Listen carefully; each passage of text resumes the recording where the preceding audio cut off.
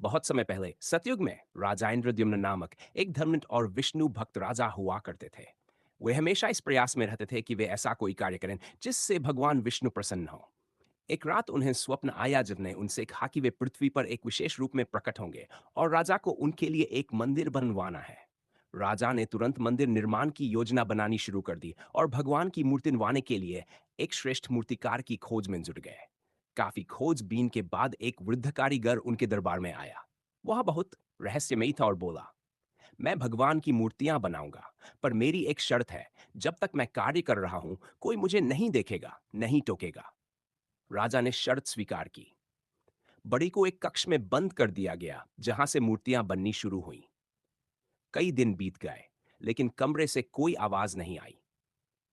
ये देख रानी को चिंता होने लगी। उन्होंने राजा से कहा कि कहीं बड़ी की तबीयत तो नहीं बिगड़ गई, कहीं वह मर तो नहीं गया। रानी के आग्रह पर राजा ने दरवाजा खुलवाया। जब दरवाजा खुला तब वहां कोई भी नहीं था। वृद्ध कारीगर अचानक लापता हो चुका था। लेकिन कमरे के भीतर भगवान की तीन अद्भुत मूर्तियां थीं। भगवान जगन्नाथ, उनके भाई बलभद्र और बहन सुभद्रा की। मूर्तियां लकड़ी से बनी थीं, रंग बिरंगी थीं, परंतु उनके हाथ पैर अधूरे थे। देखने में वे अनोखी थी, लेकिन चेहरों पर ऐसा तेज था जो किसी भी भक्त के मन को भक्ति से भर दे। राजा ये देखकर बहुत दुखी हुए कि मूर्तियां अधूरी हैं। वे पश्चाताप में डूब गए कि उन्होंने वचन तोड़ा और मूर्तिकार का काम बीच में रुकवा दिया। तभी आकाशवाणी हुई, हे राजन, यही मेरा रूप है। मैं इसी रूप में पूजित होना चाहता हूं।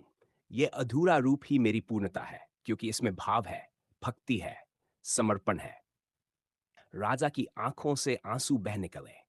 उन्होंने उसी रूप में भगवान की स्थापना कर दी और भव्य मंदिर बनवाया। यही आज का पुरी का श्री मंदिर है।